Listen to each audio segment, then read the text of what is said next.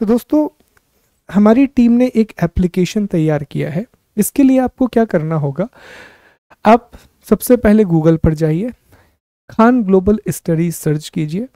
हमारी official website open होगी कुछ इस तरह से। मैं दो रास्ते आपको बता रहा हूँ। हमारी ऑफिशियल वेबसाइट पर क्लिक कीजिए तो हमारी ऑफिशियल वेबसाइट ओपन हो जाएगी।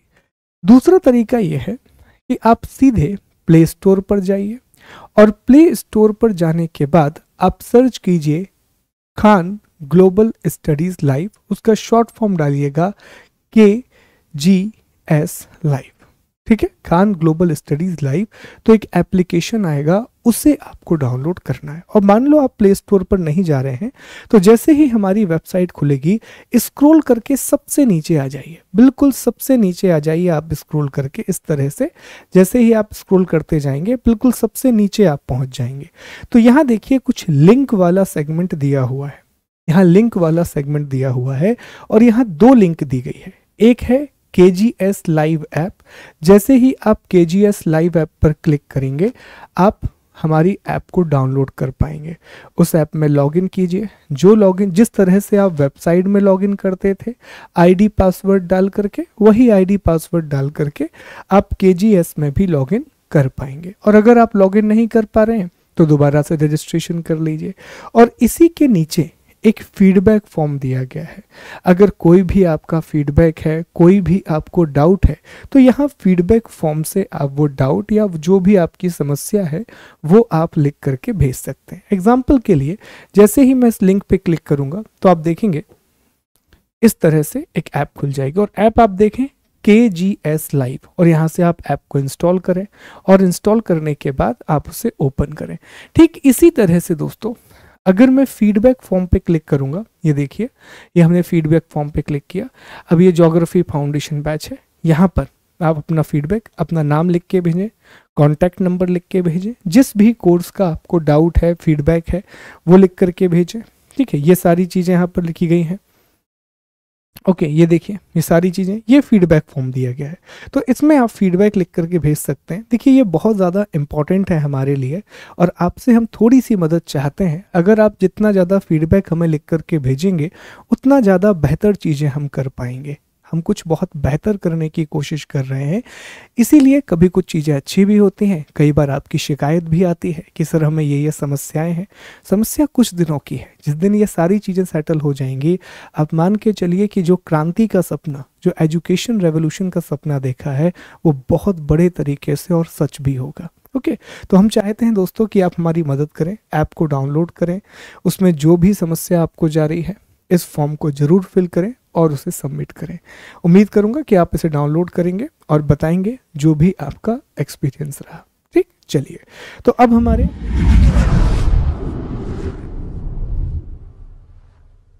नमस्कार दोस्तों, कैसे हैं आप सभी लोग। मैं उम्मीद करता हूं कि आप सब लोग बहुत अच्छे होंगे और आप सभी लोगों की पढ़ाई भी बहुत अच्छे ढंग से आगे बढ़ रही होगी। आप सभी का एक बार फिर से बहुत बहुत स्वागत है हमारे NCERT के कोर्स में, जहां हम भूगोल का अध्ययन कर रहे हैं, जहां पर हम ज्योग्राफी को अप्रोच कर रहे हैं। दोस्तों, आज की क्लास शुरू करने से पहले 2-3 बहुत इम्पॉर्टेंट अपडेट हैं आपके लिए, तो ज़रा ध्यान से एक एक अपडेट को सुनिएगा, ये बहुत ज़रूरी है। अभी भी बहुत से लोगों का सवाल है कि सर PDF कहाँ मिलेगा। तो मुझे लगता है कि आप बहुत अच्छे से वीडियोस को नहीं देख रहे हैं।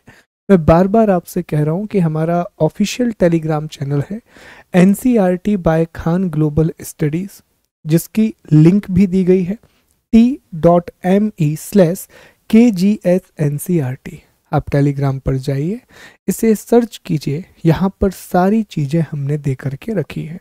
दूसरी बात, आपसे हमने एक और बात कही थी कि पिछली ही क्लास में हम चर्चा कर रहे थे कि आपको अखबार पढ़ना बहुत ज़रूरी है, और ख़ास तौर पर द हिंदू और इंडियन एक्सप्रेस जैसे अखबार, जहाँ पर बहुत महत्वपूर्ण जानकारी आती है और वहाँ से सीधे सीधे सवाल एग्ज़ाम में बन करके आते हैं।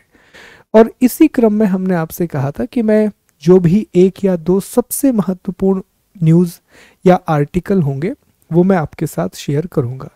तो कल 8 मई को जो हमारा टेलीग्राम चैनल है वहाँ पर दो खबरें हमने आपके साथ शेयर की थी।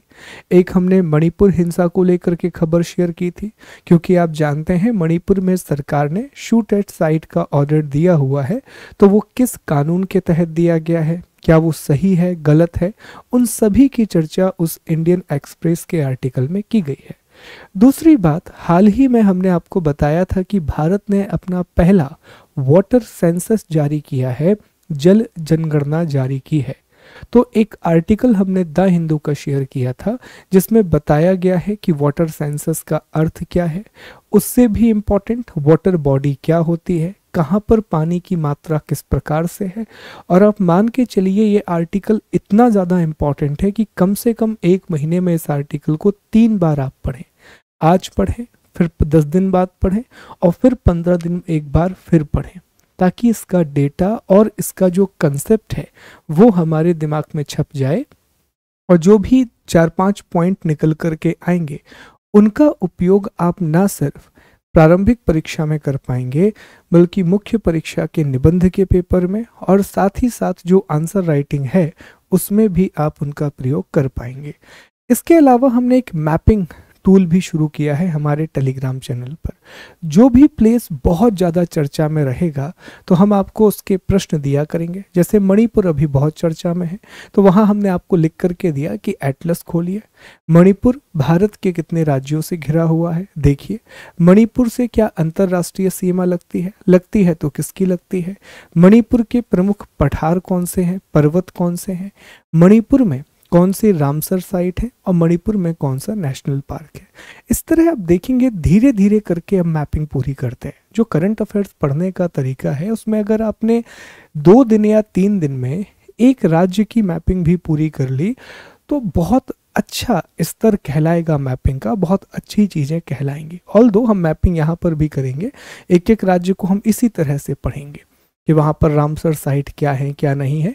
डेली बेसिस पर जो मैपिंग हम कर रहे हैं उसमें आज हम कर्क रेखा की बात भी करेंगे, हम ट्रॉपिक ऑफ कैंसर को डिस्कस भी करेंगे कि कितने देशों से होकर के कर्क रेखा जाती है। ठीक है, एक और अपडेट ये है कि आप में से बहुत से लोगों की एक और मांग थी कि सर हमें वेबसाइट पर कोर्स को एक्सेस करने में दिक्कत आ रही है, क्या कोई संभावना है कि इसे हम एप्लीकेशन पर एक्सेस कर सकें।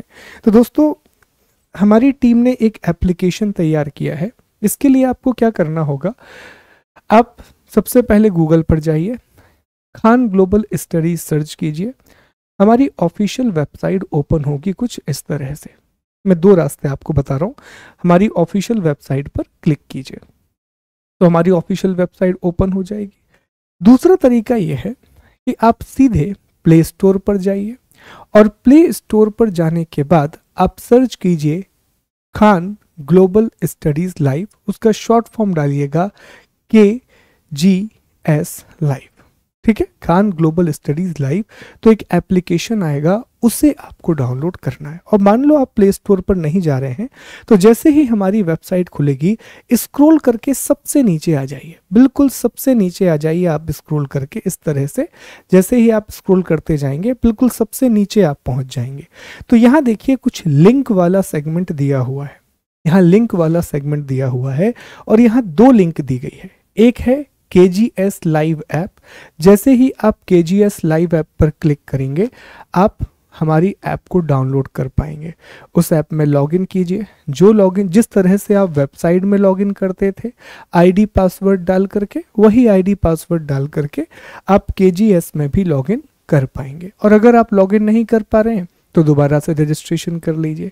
और इसी के नीचे एक फीडबैक फॉर्म दिया गया है। अगर कोई भी आपका फीडबैक है, कोई भी आपको डाउट है तो यहाँ फीडबैक फॉर्म से आप वो डाउट या जो भी आपकी समस्या है वो आप लिख करके भेज सकते हैं। एग्जाम्पल के लिए जैसे ही मैं इस लिंक पे क्लिक करूंगा तो आप देखेंगे इस तरह से एक ऐप खुल जाएगी और ऐप आप देखें KGS लाइव, और यहाँ से आप ऐप को इंस्टॉल करें और इंस्टॉल करने के बाद आप उसे ओपन करें। ठीक इसी तरह से दोस्तों अगर मैं फीडबैक फॉर्म पे क्लिक करूंगा, ये देखिए ये हमने फीडबैक फॉर्म पे क्लिक किया। अब ये ज्योग्राफी फाउंडेशन बैच है, यहाँ पर आप अपना फीडबैक, अपना नाम लिख के भेजें, कॉन्टैक्ट नंबर लिख के भेजें, जिस भी कोर्स का आपको डाउट है फीडबैक है वो लिख करके भेजें। ठीक है, ये सारी चीजें यहाँ पर लिखी गई हैं। ओके, ये देखिए ये सारी चीज़ें, ये फीडबैक फॉर्म दिया गया है, तो इसमें आप फीडबैक लिख करके भेज सकते हैं। देखिए ये बहुत ज़्यादा इंपॉर्टेंट है हमारे लिए और आपसे हम थोड़ी सी मदद चाहते हैं। अगर आप जितना ज़्यादा फीडबैक हमें लिख करके भेजेंगे उतना ज़्यादा बेहतर चीज़ें हम कर पाएंगे। हम कुछ बहुत बेहतर करने की कोशिश कर रहे हैं, इसीलिए कभी कुछ चीज़ें अच्छी भी होती हैं, कई बार आपकी शिकायत भी आती है कि सर हमें ये समस्याएं हैं। समस्या कुछ दिनों की है, जिस दिन ये सारी चीज़ें सेटल हो जाएंगी, आप मान के चलिए कि जो क्रांति का सपना, जो एजुकेशन रेवोल्यूशन का सपना देखा है, वो बहुत बड़े तरीके से और सच भी होगा। ओके, तो हम चाहते हैं दोस्तों कि आप हमारी मदद करें, ऐप को डाउनलोड करें, उसमें जो भी समस्या आपको जा रही है इस फॉर्म को ज़रूर फिल करें और उसे सबमिट करें। उम्मीद करूंगा कि आप इसे डाउनलोड करेंगे और बताएंगे जो भी आपका एक्सपीरियंस रहा। ठीक, चलिए तो अब हमारे कोर्स को हम शुरू करते हैं, अर्थात हमारी क्लास को हम शुरू करते हैं। तो देखिए दोस्तों, आपको याद होगा पिछली क्लास में हम भूकंप के बारे में पढ़ रहे थे। पिछली क्लास में हम अर्थक्वेक के बारे में पढ़ रहे थे। भूकंप के बारे में हमने 4 बातें पढ़ ली थी। सामान्य परिचय, भूकंप की आवृत्ति, फ्रीक्वेंसी ऑफ अर्थक्वेक, भूकंप के प्रकार, भूकंप के प्रभाव, इफेक्ट्स ऑफ द अर्थक्वेक। आज हमें भूकंपीय तरंगों की चर्चा करनी है। आज हमें सीज्मिक वेव को डिस्कस करना है कि भूकंपीय तरंगें क्या होती हैं। एक और बात, एनसीईआरटी जो हमारा टेलीग्राम चैनल है, वहां हमने कल सेकंड टेस्ट की लिंक डाल दी है। मैं उम्मीद करता हूं कि आप सभी लोगों ने वो टेस्ट अटेम्प्ट किया होगा। अगर वहां आपको भाषा को लेकर के समस्या जा रही है, तो जैसे ही आप टेस्ट ओपन करते हैं, यहाँ आपको इस प्रकार से ये 3 साइन दिखाई देंगे। इस पर आप क्लिक करेंगे तो यहाँ ऑप्शन आएगा इंग्लिश और यहाँ ऑप्शन आएगा हिंदी। तो आप अपनी भाषा को चेंज कर सकते हैं, इंग्लिश या हिंदी, जो भी लैंग्वेज आप चाहें वहां से प्रेफर कर सकते हैं। ठीक है, तो आज हमें चर्चा करनी है भूकंपीय तरंगों के बारे में। आज हमें बात करनी है सीज्मिक वेव के बारे में। चलिए पहले एक बार हम कल की क्लास को रिकॉल करते हैं, फिर हम टॉपिक को आगे बढ़ाएंगे। तो कल हमने अर्थक्वेक के बारे में यह समझा था कि पृथ्वी की आंतरिक ऊर्जा के कारण, पृथ्वी की आंतरिक ऊर्जा के कारण जब स्थल मंडल में कंपन होता है तो उसी को हम भूकंप कहते हैं। अर्थ के एंडोजेनिक फोर्स की वजह से जब लिथोस्फीयर में शेकिंग होती है तो इसी को हम अर्थक्वेक कहते हैं। और यहीं पर हमने जाना था कि जितने भी भूकंप आते हैं वो लिथोस्फीयर में आते हैं। जितने भी भूकंप आते हैं वो स्थल मंडल में आते हैं। और लिथोस्फीयर का मतलब क्या होता है? Crust plus upper most mental, crust और सबसे ऊपरी मेंटल। इसके बाद हमने ये समझा था दोस्तों कि जो भूकंप है इसमें 2 बड़े महत्वपूर्ण शब्द होते हैं। जहां से भूकंप का उद्गम होता है, ओरिजिन होता है, उस बिंदु को हम भूकंप का फोकस कहते हैं, अर्थात अवकेंद्र कहते हैं। और जहां पर भूकंप का प्रथम प्रभाव होता है, फर्स्ट इम्पैक्ट होता है, उसे हम एपिसेंटर कहते हैं, उसे हम अधिकेंद्र कहते हैं दोस्तों। एपिसेंटर या अधिकेंद्र। याद रखिएगा कि अगर ये हमारा लिथोस्फीयर है, यहाँ पर भूकंप आया और यहाँ पर हमेशा उसका पहला प्रभाव होगा, 90 डिग्री का एंगल बनता है। एपिसेंटर हमेशा फोकस के ऊपर होगा। तो भूकंप का जो सबसे ज्यादा विनाश होगा वो यहीं पर होगा। जैसे हाल ही में हमने कल चर्चा किया था कि जब तुर्की और सीरिया में अर्थक्वेक आया तो 7.8 मैग्नीट्यूड का जो एपिसेंटर था वो क्या था? गेजिनटॉप करके एक जगह है तुर्की में। तो वहां सबसे ज्यादा डिस्ट्रक्शन होगा, फिर लहरें दूर फैलती जाएंगी और जैसे जैसे तरंगें दूर फैलेंगी उसका प्रभाव भी कम होता जाएगा। इसके बाद हमने चर्चा करी थी दोस्तों भूकंप के मापन की। हमने इसके मेजरमेंट को डिस्कस किया था। भूकंप के मापन के लिए हमारे पास 2 आधार हैं। एक है भूकंप की तीव्रता, जिसे हम इंग्लिश में मैग्नीट्यूड ऑफ अर्थक्वेक कहते हैं, और दूसरा है आघात की गहनता, जिसे हम इंटेंसिटी ऑफ अर्थक्वेक कहते हैं। हमने देखा था कि मैग्नीट्यूड के लिए हम रिक्टर स्केल का प्रयोग करते हैं जो 0 से लेकर के 10 तक होती है, और कोई भी भूकंप जो रिक्टर स्केल पर 5 से ज्यादा का मान अंकित करता है वो विनाशकारी भूकंप होता है, वो डिस्ट्रक्टिव अर्थक्वेक कहलाता है। वहीं हमने देखा था कि इंटेंसिटी ऑफ अर्थक्वेक को हम मर्केली स्केल से नापते हैं, ठीक है, मर्केली स्केल से नापते हैं, जिसका मान 1 से 12 तक होता है। इंटेंसिटी का मतलब हमने डिस्कस किया था कि कितना विनाश हुआ है, कितना ज्यादा डिस्ट्रक्शन हुआ है अर्थक्वेक की वजह से। फिर दोस्तों आपको याद होगा हमने भूकंप के प्रकारों का अध्ययन किया था, हमने टाइप्स ऑफ अर्थक्वेक पढ़े थे और प्रकारों में 2 सबसे महत्वपूर्ण प्रकार थे। एक था टेक्टोनिक अर्थक्वेक जिन्हें विवर्तनिकी भूकंप कहा जाता है, और दूसरा था वोल्केनिक अर्थक्वेक जिन्हें ज्वालामुखी जन्य भूकंप कहा जाता है। टेक्टोनिक अर्थक्वेक का बड़ा सीधा मतलब था कि जो प्लेटों की गति, जो ऐसे भूकंप जो प्लेटों की गति या मूवमेंट ऑफ लिथोस्फीयर प्लेट की वजह से आते हैं उन्हें टेक्टोनिक अर्थक्वेक कहा जाता है। हम जानते हैं कि जो हमारा लिथोस्फीयर है वो छोटी छोटी प्लेटों में टूटा हुआ है और उन प्लेटों के नीचे एस्थेनोस्फीयर है, दुर्बलता मंडल है, और उस दुर्बलता मंडल में लगातार मैग्मा गति करता रहता है जिस वजह से प्लेटों में मूवमेंट होती है और उसी मूवमेंट की वजह से अर्थक्वेक आते हैं। एग्जाम्पल के लिए हमने जब तुर्की और सीरिया को डिस्कस किया था तो हमने देखा था कि यहाँ पर एक प्लेट है जिसे एनातोलियन प्लेट कहा जाता है। यहाँ पर हमने देखा था कि एक दूसरी प्लेट है जिसे अरेबियन प्लेट कहा जाता है। यहाँ पर एक प्लेट है जिसे अफ्रीकन प्लेट कहा जाता है और बीच में यहाँ एक भ्रंश पाया जाता है और इस भ्रंश को ईस्ट एनाटोलियन फॉल्ट कहा जाता है जहाँ पर भूकंप आया है। क्लियर? हमने ये भी जाना था कि भूकंप भ्रंश के आसपास ज्यादा आते हैं, जहां पर भी फॉल्ट पाया जाता है वहां पर अर्थक्वेक सबसे ज्यादा आते हैं। क्लियर है? उम्मीद कर रहा हूं कि सारी चीजें आप रिकॉल कर रहे होंगे। वोल्केनिक अर्थक्वेक का मतलब है कि जब कोई बहुत बड़ा ज्वालामुखी विस्फोट होता है तो उसकी वजह से अगर भूकंप आ जाए तो उसे वोल्केनिक अर्थक्वेक कहा जाता है। एग्जाम्पल के लिए क्राकातोआ में जब विस्फोट हुआ था इंडोनेशिया में तो उस वजह से एक भूकंप आया था और इंडोनेशिया समुद्र से बिल्कुल लगा हुआ है तो वो भूकंप समुद्र तक पहुंच गया। और जब भूकंप समुद्र में आता है तो हम जानते हैं कि अगर कोई भी भूकंप समुद्र में आए जो बहुत बड़ा हो तो उसी वजह से सुनामी का उद्भव होता है और सुनामी हम जानते हैं बड़ी बड़ी लहरें हैं और जब ये कम गहराई पर आती हैं मतलब ये उथले पानी में आती हैं तो इनकी ऊंचाई बहुत बढ़ जाती है, इनकी हाइट बहुत बढ़ जाती है। जैसे जैसे पानी की गहराई कम होगी वैसे वैसे लहरों की ऊंचाई बढ़ती जाती है। ये भी हमने डिस्कस किया था, मैं उम्मीद करता हूं कि आपको याद होगा। तो इतनी बातों की चर्चा हम कर चुके हैं कल की क्लास में, तो सारी चीजों को हमने रिकॉल भी कर लिया। अब हमारे अगले टॉपिक का हम अध्ययन करेंगे और इस टॉपिक का नाम है भूकंपीय तरंगे। इस टॉपिक का नाम है सीज्मिक वेव। चलिए तो शुरू करते हैं भूकंपीय तरंगों के बारे में पढ़ना, सीज्मिक वेव के बारे में पढ़ना शुरू करते हैं। अब देखिए इसको बहुत पहले डायग्राम में समझने की कोशिश कीजिए कि ये एक फोकस है अर्थात जहां से भूकंप की शुरुआत हुई और ये इपी सेंटर है जो कि इसके बिल्कुल ऊपर होता है। इस तरह से आप देख पा रहे हैं।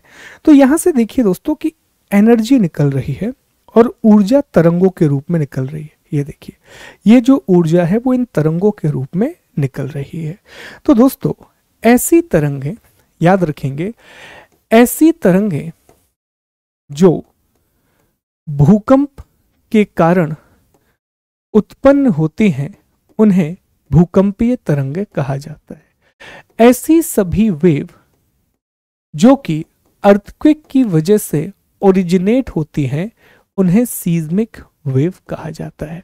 तो जितनी भी तरंगे भूकंपीय गतिविधियों के कारण पैदा होती हैं उन्हें भूकंपीय तरंगे कहा जाएगा। Waves that are originated due to the earthquake are known as the seismic wave. अब दोस्तों ये जो भूकंपीय तरंगे हैं, जैसे मान लेते हैं कि ये हमारा लिथोस्फीयर है और मान लीजिए कि यहाँ पर फोकस है जहाँ से भूकंप की शुरुआत हुई और ये इपी सेंटर है जहाँ पहली बार इम्पैक्ट होगा। ये एपिसेंटर है और ये फोकस है। तो जब यहां से भूकंप आएगा तो कुछ इस तरह से तरंगे निकलना शुरू होती हैं। ठीक है, कुछ इस तरह से वेव निकलना शुरू होती है। और कुछ तरंगे सतह पर इस तरह पहुंच जाती हैं। तो जब जब भूकंप आता है दोस्तों, तो भूकंप की वजह से 3 प्रकार की तरंगे निकलती हैं, 3 प्रकार की वेव खास तौर पर निकलती हैं। सबसे पहले जो तरंग पैदा होती है उसे कहा जाता है पी वेव। अब इसका नाम ही है पी वेव, क्यों? क्योंकि ये सबसे पहले आती है, इसीलिए इसे प्राथमिक तरंग या प्राइमरी वेव कहा जाता है। इसके बाद जो दूसरे नंबर पर तरंग पैदा होती है तो इसे कहा जाता है सेकेंडरी वेव। कितना आसान नाम है, जो सबसे पहले आया उसका नाम रख दिया प्राइमरी, जो दूसरे नंबर पर आया उसका नाम रख दिया द्वितीयक। एक हो गया प्राथमिक तरंग और जो दूसरे नंबर पर आया वो हो गया द्वितीयक तरंग। और जो सबसे आखिरी में पहुंचती है वो कहलाती है सरफेस वेव, वो कहलाती है सरफेस वेव, या इसी को हम धरातलीय तरंग भी कहते हैं। धरातलीय तरंग या धरातल तरंग के नाम से जानते हैं। ठीक है, अब इसमें भी एक विशेष बात आपको याद रखनी है दोस्तों, ये जो तरंग है पी और एस तरंग, ये पृथ्वी के अंदर से उत्पन्न होती हैं, ये इंटीरियर में आती हैं, इसीलिए इन तरंगों को भूगार्भिक तरंग कहा जाता है। क्या कहा जाता है? भूगार्भिक तरंग कहा जाता है। इन्हें इंग्लिश में बॉडी वेव के नाम से जाना जाता है।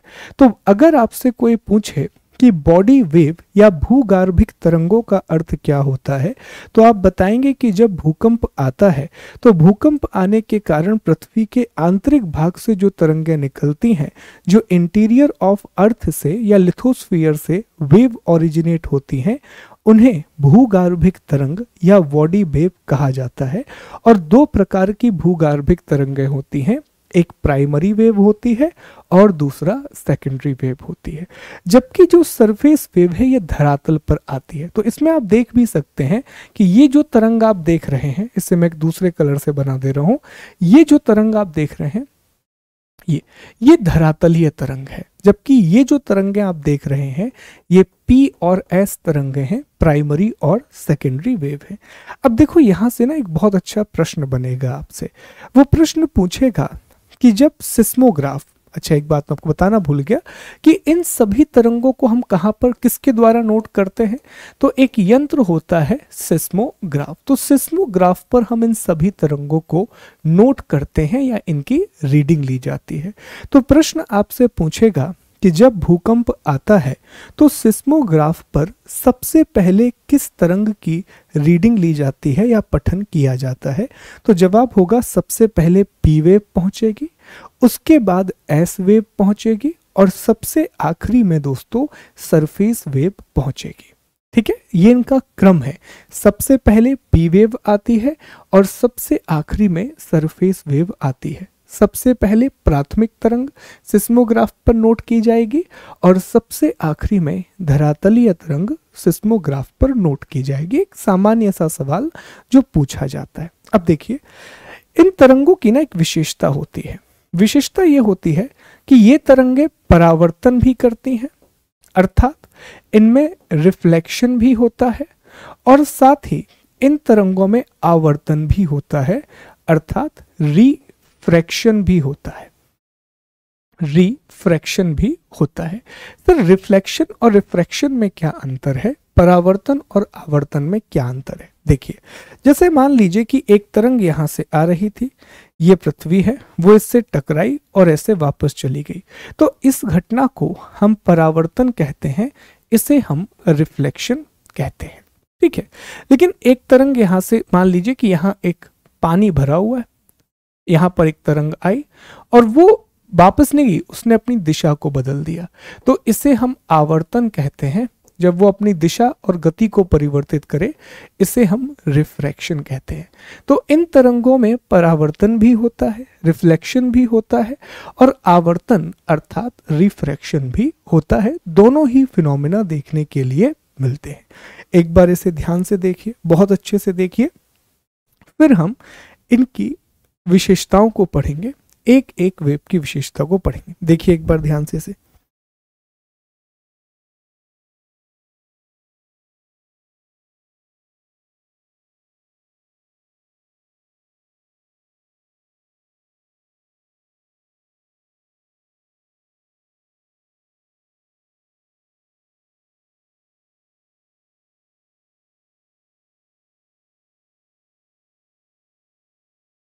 ठीक है, चलिए तो अब आगे बढ़ते हैं। अब हमें ये समझना है कि सर हम तो आंतरिक संरचना का अध्ययन कर रहे हैं, तो हमें ये बताइए कि इन तरंगों के द्वारा हम पृथ्वी की आंतरिक संरचना को कैसे जान पाएंगे, इन वेव का इस्तेमाल करके हम अर्थ के इंटीरियर को कैसे स्टडी करते हैं।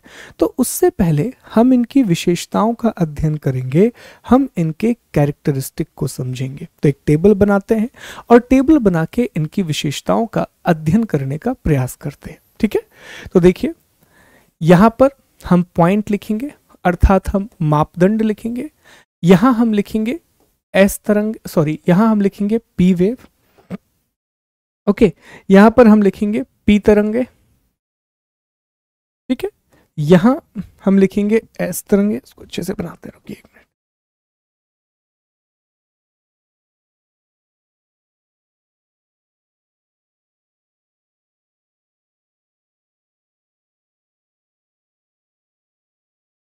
यहां हमारा मापदंड आएगा, अर्थात पैरामीटर।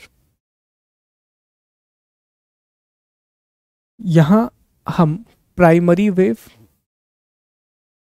अर्थात पी वेव की विशेषताओं का अध्ययन करेंगे। इसके बाद यहां पर हम एस वेव की विशेषताओं का अध्ययन करेंगे और सबसे आखिरी में यहां पर हम धरातलीय तरंग या सरफेस वेव को स्टडी करेंगे। ठीक है, आसान होगा। अगर टेबल के द्वारा हम पढ़ेंगे तो ये टॉपिक बहुत आसान होगा आपको समझना। देखिए, तो सबसे पहला जो मापदंड है, सबसे पहला जो पैरामीटर है वो ये है कि जब सिस्मोग्राफ पर इनकी रीडिंग ली जाती है तो सबसे पहले कौन पहुंचता है और सबसे आखिरी में कौन पहुंचता है। तो सिस्मोग्राफ पर जब इनकी रीडिंग ली जाती है तो जो पी वेव है ये सबसे पहले आती है, ये सबसे पहले आती हैं। जो एस वेव है ये दूसरे नंबर पर पहुंचती हैं और जो धरातलीय तरंग हैं ये सबसे अंत में, ये सबसे लास्ट में पहुंचती है। तो एक प्रश्न तो यही बन गया कि सिस्मोग्राफ पर सबसे पहले प्राथमिक तरंगें पहुंचती हैं और सबसे आखिरी में धरातलीय तरंगें पहुंचती हैं। इसका मतलब सबसे पहले पी वेव का ओरिजिन होगा और सबसे आखिरी में धरातलीय तरंग का ओरिजिन होगा। अब दूसरा प्रश्न यह बनता है कि सर इनकी गति किस प्रकार की रहती है, इनकी जो स्पीड है वो किस तरह रहती है। तो देखिए दोस्तों, जो पी तरंगे हैं ये सबसे ज्यादा तेज गति की तरंगे हैं, इनकी स्पीड सबसे तेज होती है। ये मध्यम गति की तरंगे हैं, इनकी स्पीड मीडियम होती है। और ये धीमी तरंगे हैं, ये सबसे स्लो स्पीड वाली वेव है। तो अगर आपसे पूछे कि सबसे ज्यादा गति किस तरंग की होती है तो वो होती है पी तरंग की, और सबसे कम गति किसकी होती है तो वो होती है दोस्तों धरातलीय तरंग की, वो होती है सरफेस वेव की। बताइए यहां तक सारी बातें क्लियर है। अब तीसरा प्रश्न पूछेगा, तीसरे प्रश्न में ये निकल के आएगा कि सर इसका माध्यम क्या होता है, मीडियम। माध्यम का अर्थ ये है कि ये कहां कहां से होकर के निकल सकती है। तो जो पी तरंग है ये ठोस से होकर के भी जा सकती है, ठोस के अलावा ये द्रव से होकर के भी जा सकती है, और अगर कोई गैस बीच में आती है तो गैस से होकर के भी जा सकती है। तो ये हम कह सकते हैं इट्स लाइक बाहुबली।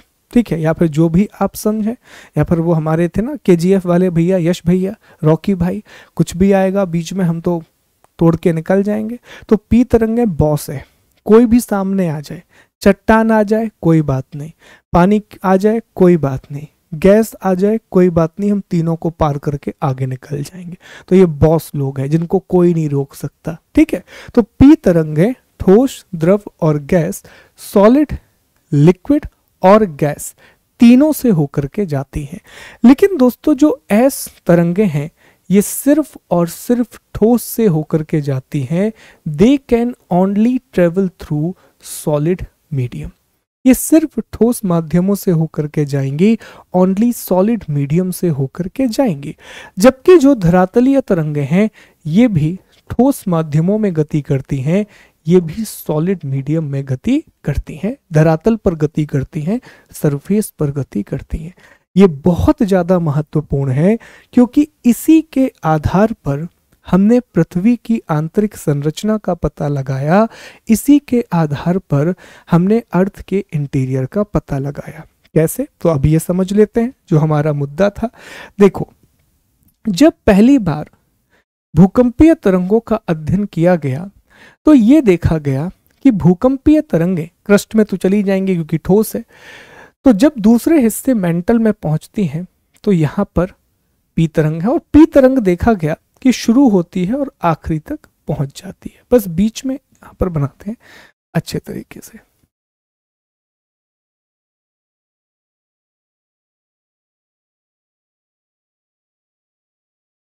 ये क्रस्ट है, ये मेंटल है, ये आउटर कोर है और ये इनर कोर है। ये भूपरपटी है, ये प्रवार है, ये बाह्य कोर है और ये आंतरिक कोर है। अब ध्यान देना, लाल पेन से हम पी तरंग बनाएंगे और जो नीला हरा पेन होगा उससे हम एस तरंग बनाएंगे। तो यहां से पी तरंग निकली तो उन्होंने देखा कि मेंटल में जा रही है। दूसरा, बीच में स्पीड कम हो गई, फिर स्पीड तेज हो गई, ठीक है, इस तरह से ये पी तरंग थी। फिर उन्होंने एस तरंगों को भी इसी तरह अध्ययन किया। उन्होंने देखा कि एस तरंग यहां तक गई, यहां तक गई, पर यहां से मुड़ गई, ठीक है। एस तरंग यहां तक गई, यहां तक गई, यहां से मुड़ गई, इस तरह। ओके, तो अब यहां से उन्हें कुछ जानकारी मिली। वैज्ञानिकों को यह समझ में आया कि यार जो पी तरंग है वो मेंटल से भी चली गई, वो आउटर कोर से भी चली गई और वो इनर कोर से भी चली गई। लेकिन जैसे ही वो आउटर कोर में पहुंचती है उसकी गति में परिवर्तन आता है, उसकी स्पीड थोड़ा सा कम हो जाती है। और जब उन्होंने एस तरंग का अध्ययन किया तो उन्होंने देखा कि ये मेंटल में तो जाती है, लेकिन जैसे ही ये आउटर कोर के पास पहुंचती है वहां पर ये तरंग खत्म हो जाती है। तो इसी के आधार पर उन्होंने पता लगाया कि जो एस तरंग है वो सिर्फ सॉलिड में जाती है, वो सिर्फ ठोस में गति करती है। तो अगर मेंटल के बाद एस तरंग गायब हो रही है, इसका मतलब पृथ्वी की जो अगली परत है वो निश्चित रूप से तरल अवस्था में है, वो निश्चित रूप से लिक्विड स्टेट में है। क्योंकि अगर ये ठोस होती तो एस तरंग भी पी तरंग की तरह यहां से निकल जाती, एस वेव भी पी वेव की तरह यहां से निकल जाती, तो ऐसा नहीं होता। तो इसी के आधार पर हमें बहुत महत्वपूर्ण जानकारी मिली। हम जान पाए कि जो क्रस्ट है, जो भूपरपटी है, ये तो हम देखते ही हैं तो इसमें तो दिक्कत नहीं है, ये ठोस अवस्था में है। जो मेंटल है यह प्लास्टिक अवस्था में है, या इसी को सेमी सॉलिड भी कहा जाता है, सेमी सॉलिड है। ओके, जबकि जो आउटर कोर है, जो बाह्य कोर है, वह लिक्विड या तरल अवस्था में है, और जो इनर कोर है, जो आंतरिक कोर है, वो सॉलिड है। सर ये कैसे पढ़ा कि सर इनर कोर सॉलिड है? वो इस तरह पता चला कि जब पी तरंग आउटर कोर में जाती है तो इसकी स्पीड कम हो जाती है, लेकिन कुछ समय के बाद स्पीड दोबारा से बढ़ जाती है। तो फिर हमने अनुमान लगाया कि जो इनर कोर है, जो आंतरिक कोर है, वो किस तरह का होगा, तो वो सॉलिड होगा। तो ये दोस्तों हमें पृथ्वी की आंतरिक संरचना इस तरह भूकंप के द्वारा पता चलती है। तो अब हम यहाँ क्या लिख सकते हैं? अब हम यहाँ पर लिख सकते हैं कि सॉरी हमारी टेबल कहाँ गई? हाँ, अब हम अगला पॉइंट ये बना सकते हैं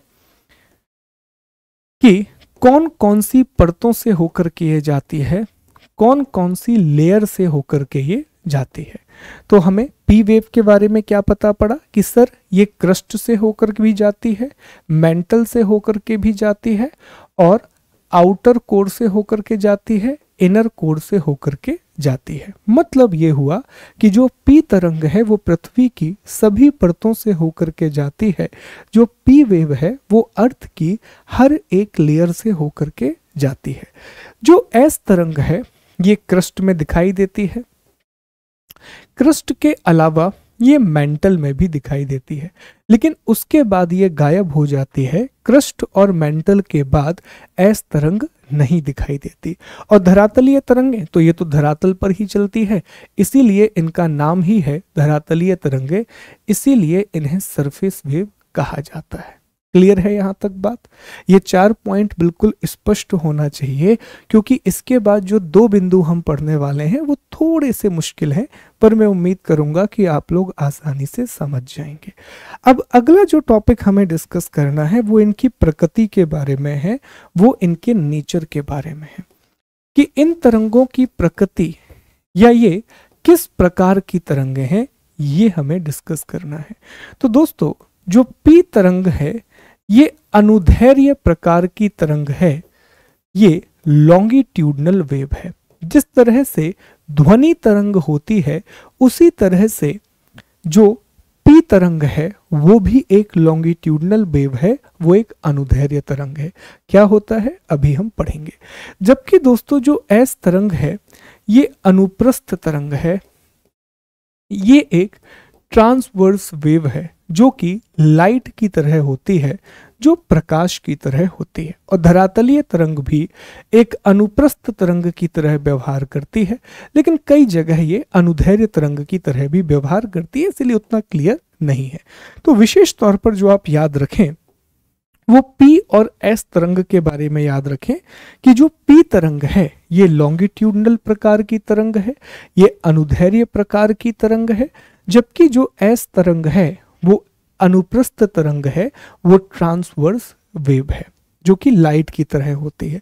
सर ये अनुदैर्घ्य और अनुप्रस्थ क्या होता है? चलिए आपको एक अच्छा डायग्राम दिखाते हैं जिससे आपको बहुत अच्छे से क्लियर होगा कि अनुदैर्घ्य और अनुप्रस्थ तरंगें क्या होती हैं। देखिए जो अनुप्रस्थ तरंग है, जो ट्रांसवर्स वेव है, उसमें पदार्थ की गति कुछ इस तरह होती है। एक बार पदार्थ ऊपर जाएगा, एक बार पदार्थ नीचे जाएगा। तो अगर आपने कभी चीते को देखा है तो चीता ऐसे ही भागता है, एक कदम यहाँ रखेगा फिर उछलेगा फिर उछलेगा। या कंगारू को देख लो तो कंगारू भी ऐसे भागता है। मेंढक को देख लो तो मेंढक भी यहाँ उचकेगा, फिर वो यहाँ उचकेगा, फिर वो यहाँ उचकेगा। तो अब मान के चलो मेंढक के मुंह में खाना रख दिया आपने, तो खाना तो सामने वाली दिशा में ही जा रहा है। जैसे मान लो मेंढक को यहाँ से यहाँ पहुंचना है, तो मेंढक किस तरह से जा रहा है? इस तरह से, ठीक है। लेकिन अगर मान लो एक रेलगाड़ी को पहुंचना है या बस को पहुंचना है तो वो तो सीधे सीधे जाएगी। तो बस इसी तरह याद रखना, ऐसी तरंगें जो ऊपर नीचे ऊपर नीचे ऊपर नीचे होकर के चल रही है ना, इस तरह से, इन्हें कहा जाता है अनुप्रस्थ तरंगें, ट्रांसवर्स वेव।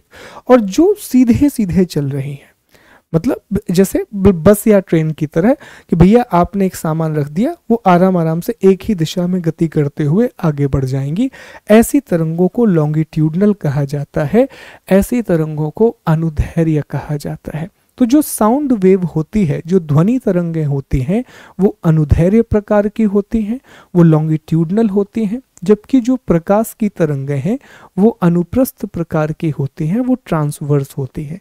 तो इसी तरह जो पी तरंग है वो अनुदैर्घ्य तरंग है, पी वेव जो है वो लॉन्गिट्यूडनल वेव है, जबकि जो एस तरंग है वो अनुप्रस्थ प्रकार की तरंग है, वो एक ट्रांसवर्स वेव है। एक और डायग्राम मैं आपको दिखाता हूं, ये देखिए, ये लॉन्गिट्यूडनल है, तो इसमें आपने गति करवाई और गति देखिए इसी तरह से आगे जा रहा है मोशन, और ये दोस्तों ट्रांसवर्स वेव है। अब ये देखिए, आप इसमें देखिए ऊपर नीचे ऊपर नीचे ऊपर नीचे इस तरह से, ठीक, ये अंतर होता है, ये बेसिक डिफरेंस है दोनों में।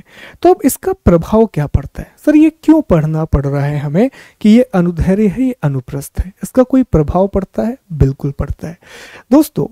पी पी तरंगों का प्रभाव ये होता है कि पी तरंगों की वजह से जो चट्टानें हैं, पी तरंगों की वजह से चट्टानों में संकुचन और फैलाव होता है। यहां पर लिख दूं प्रभाव। पी तरंगों की वजह से जितनी भी चट्टान है, इन चट्टानों में संकुचन होता है, संकुचन होता है और साथ ही साथ इनमें फैलाव होता है। इन तरंगों में स्ट्रेचिंग स्ट्रेचिंग और स्क्वीजिंग होती है। स्क्वीजिंग होती है मतलब क्या हुआ, एक चट्टान है तो उस चट्टान में अगर अनुप्रस्थ तरंग, ऐसे मान के चलो कि अगर ये एक चट्टान है और इस चट्टान में अगर अनुदैर्ध्य तरंग आकर के लगेगी, इस रॉक में अगर लॉन्गिट्यूडनल वेव लगेगी तो ये संकुचित होगी और फिर ये फैलेगी, ये संकुचित होगी फिर ये फैलेगी। तो इससे भी चट्टानों में गति होती है, इससे भी रॉक में मूवमेंट होता है। ठीक है, अब दूसरा एस तरंग क्या करती है? एस तरंग क्या करती है? चट्टानों में उभार पैदा करती है, ये रॉक में उभार पैदा करती है और गर्त पैदा करती है। ये क्रेस्ट और ट्रॉफ पैदा करती है।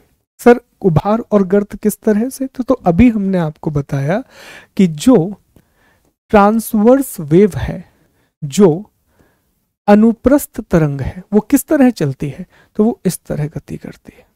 तो जब ये इस तरह गति करेगी तो चट्टानों में भी उभार, ये उभार हो गया, क्रेस्ट हो गया और ये गर्त, ट्रॉफ हो गया। ठीक है, तो चट्टानों में उभार और गर्त पैदा करती है। ये सबसे महत्वपूर्ण बातें हैं, क्योंकि दोस्तों जब हम चीजों को पढ़ते हैं ना तो एनसीईआरटी में ये सब बातें लिखी हुई हैं, लेकिन हम इन बातों को इग्नोर कर देते हैं। हमें लगता है इस बात का क्या ही महत्व होगा, और फिर एक स्टेटमेंट आ जाता है कि पी तरंगें चट्टानों में संकुचन और फैलाव पैदा करती हैं, और दूसरा स्टेटमेंट आ जाता है कि एस तरंगें चट्टानों में या स्थल मंडल में उभार और गर्त पैदा करती हैं।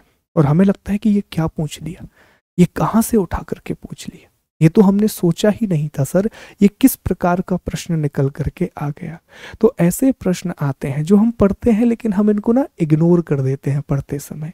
हमें लगता है कि शायद इनका इतना ज़्यादा महत्व नहीं है, पर ये विशेष तौर पर ध्यान रखना है, ये बहुत ज़्यादा महत्वपूर्ण है। नोट्स में भी ये टेबल हम आपको बना करके देंगे तो परेशान नहीं होंगे, लेकिन आप खुद भी बना सकते हैं, ये बहुत महत्वपूर्ण टेबल है। ठीक, मैं आपको एक और सलाह दूंगा कि जब भी इन चीज़ों को पढ़ें तो प्रश्न जरूर बनाएं अपने आप से। हम तो प्रश्न बना करके देंगे ही आपको। अभी आपका टेस्ट 2 अपलोड हुआ है, टेलीग्राम चैनल पर लिंक डली हुई है। अब इसी तरह से हम आगे जा करके आपको टेस्ट 3 जब देंगे तो उसमें ये प्रश्न हम डालेंगे। ठीक है, अब ये देखें कि धरातलीय तरंग का क्या प्रभाव होगा। तो धरातलीय तरंगे दोस्तों सबसे ज्यादा विनाशकारी तरंगे हैं, ये सबसे ज्यादा विनाशकारी तरंगे हैं, ये सबसे ज्यादा डिस्ट्रक्टिव वेव है। सर कैसे सर, ऐसा कैसे हो सकता है?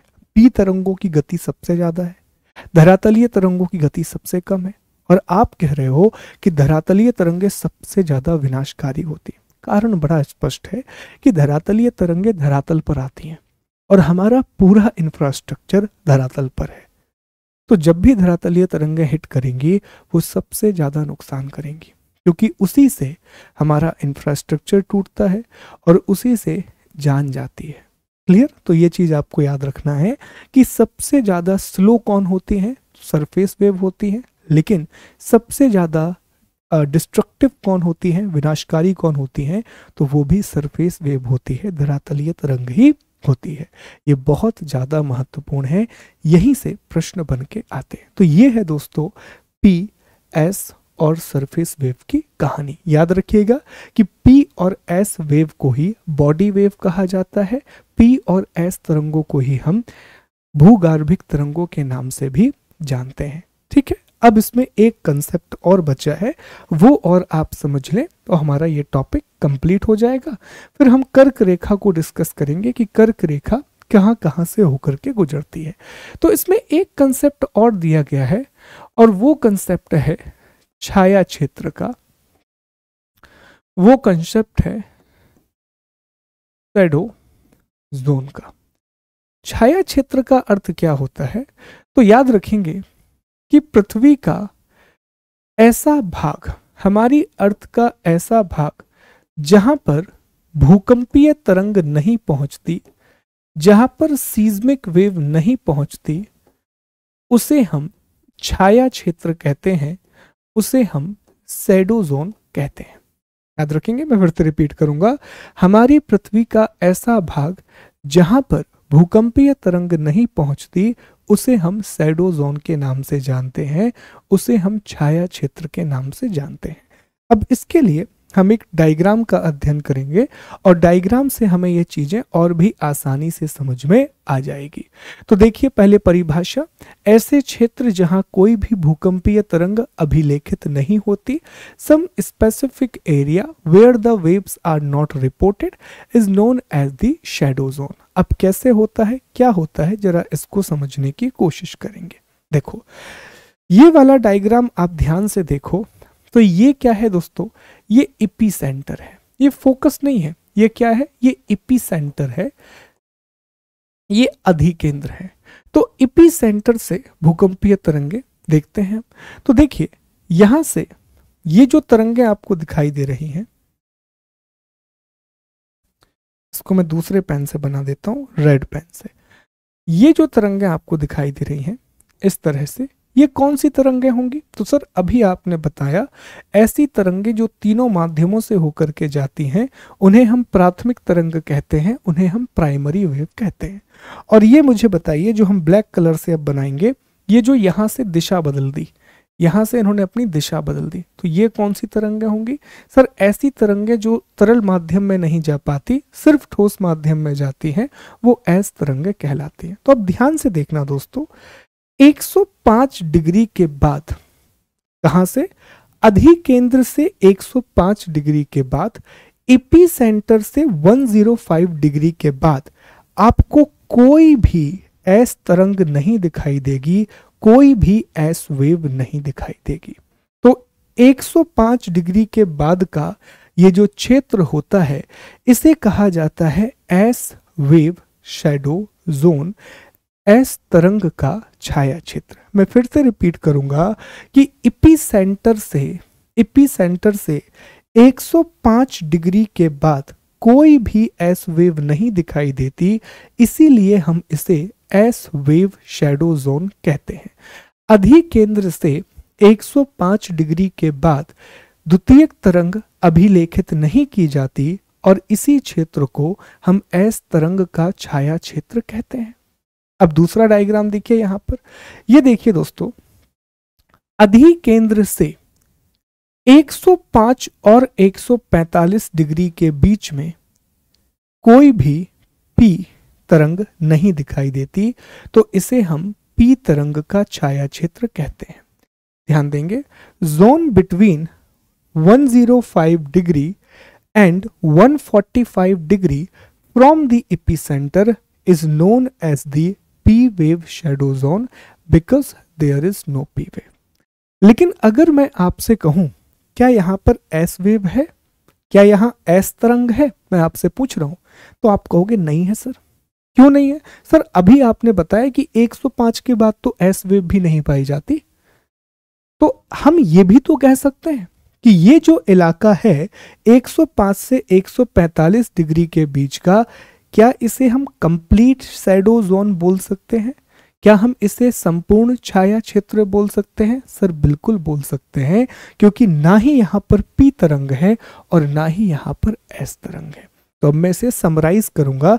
अगर कोई आपसे पूछे, इस तरह से एक प्रश्न करे कि बताओ भैया पी वेव का शैडो जोन क्या है, तो आप बताएंगे कि इपी सेंटर अर्थात अधिकेंद्र से 105 डिग्री और 145 डिग्री के बीच का क्षेत्र, zone between 105 and 145 degree from the epicentre. कोई आपसे पूछे कि एस वेव का शैडो जोन क्या है, तो आप बताएंगे कि एपिसेंटर से 105 डिग्री के बाद का जितना भी क्षेत्र है वो एस तरंग का छाया क्षेत्र कहलाता है। Zone after 105 degree from the epicentre is known as the S wave shadow zone. और कोई आपसे पूछे संपूर्ण छाया क्षेत्र किसे कहा जाता है, कंप्लीट शैडो जोन किसे कहा जाता है, तो आप बताएंगे कि अधिकेंद्र से, एपिसेंटर से 105 डिग्री और 145 डिग्री के बीच का जो क्षेत्र है इसे हम कंप्लीट शैडो जोन कहते हैं। इसे हम संपूर्ण छाया क्षेत्र के नाम से जानते हैं, क्योंकि ना ही यहाँ पर एस तरंग पहुंचती है और ना ही यहाँ पर पी तरंग पहुंचती है, इसीलिए हम इसे कंप्लीट शैडो जोन के नाम से जानते हैं। तो ये आपको पढ़ लेना है। पीडीएफ हम अभी आपको प्रोवाइड करेंगे हमारे official telegram channel NCERT by Khan global studies पर। तो ये सारी चीजें दी गई हैं। सीज्मिक वेव हमने पढ़ा, ये देखिए यहाँ पर तरंगे हैं, ये यहाँ पर जा पा रही हैं, ये पी वेव का शैडो जोन है, ओके, एस वेव का शैडो जोन है। इस तरह से ये सारी चीजें अच्छी भाषा, अच्छे तरीके से लिखा हुआ है सब कुछ, ये पूरी चीजें लिखी हुई हैं कि किस तरह से ये काम करती हैं। तो अब अगर हम इस चैप्टर को देखें तो जो हमारा यूनिट 3 का हम लास्ट चैप्टर पढ़ रहे हैं उसके हमने 5 टॉपिकों का अध्ययन कर लिया है। अब इसमें हमारा एक टॉपिक बचा हुआ है जो है ज्वालामुखी, जो हमें कल की क्लास में पढ़ना है। और वो टॉपिक भी थोड़ा सा टेक्निकल होने वाला है, क्योंकि उसमें ना इन्होंने बहुत सारे शब्द दे दिए हैं। जैसे ज्वालामुखी जब हम पढ़ेंगे, वोल्केनो का अध्ययन जब हम करेंगे तो इसमें हमें वोल्केनिक लैंडफॉर्म भी पढ़ना है, ज्वालामुखी स्थलाकृतियां भी पढ़ना है, और ज्वालामुखी के कुछ प्रकार भी दिए गए हैं, वोल्केनो के टाइप भी दिए गए हैं, तो उन प्रकारों का भी अध्ययन करना है। पर मैं उम्मीद करूंगा कि अभी तक सारी बातें आपको समझ में आ रही होंगी। नहीं आ रही हैं तो आप हमारी वेबसाइट पर आइए, आस्क डाउट सेक्शन पर जाइए और अपना डाउट आप पूछ सकते हैं। प्लीज़ हमारी एप्लीकेशन KGS को डाउनलोड कीजिए, Khan global studies live download कीजिए और उसका जो भी फीडबैक है आप हमें सबमिट कर सकते हैं। ठीक है, अब जैसा हमने कहा था कि मैपिंग वर्क हमें करना है और आज हमें चर्चा करनी है कि जो कर्क रेखा है वो कितने देशों से होकर के गुजरती है। अब मैं उम्मीद करूंगा आप लोगों से कि आप सभी लोग जो हैं वो पुराने मैपिंग वर्क को याद किए होंगे, और हमने पुराने मैपिंग वर्क को रिकॉल भी करवाया था आपको। एक सेकेंड दीजिए।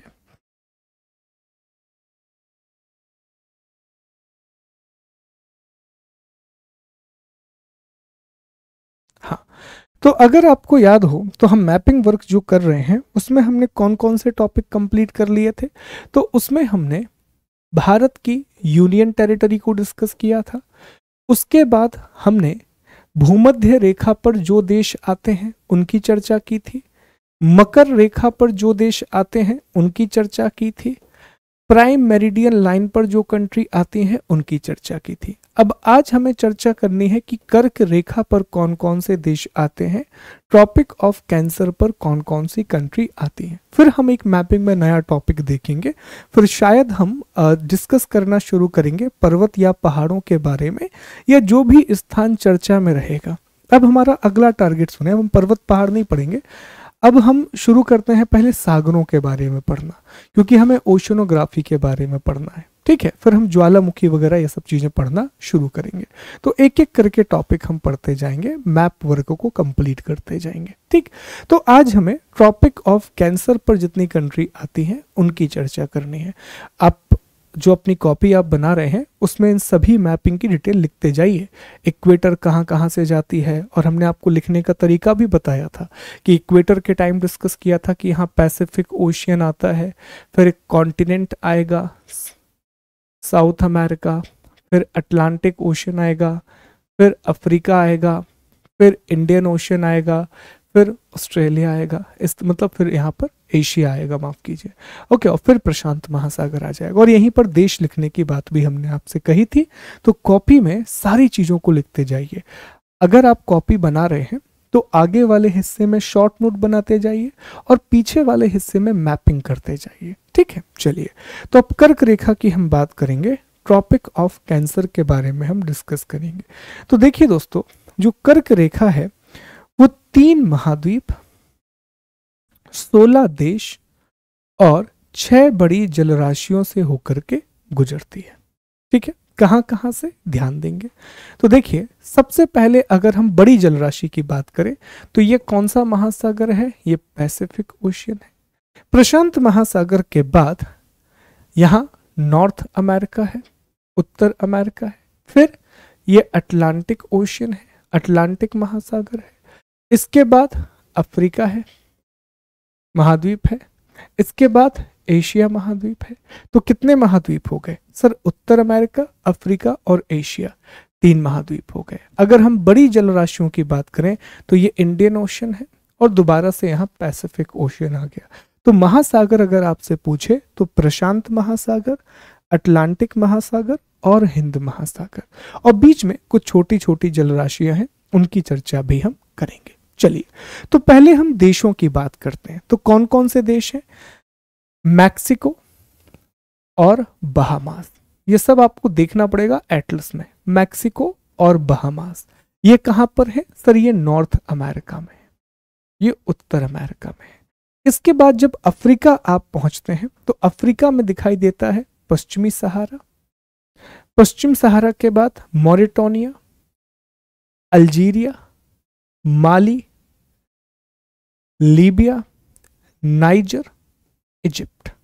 इसके बाद एशिया जब आप पहुंचते हैं तो यहां Saudi Arab, Oman, Saudi Arab, UAE, Oman, Bharat, Bangladesh, Myanmar, चीन, ये देश यहां पर दिखाई देते हैं, और यहां पर फिलीपींस दिखाई देता है।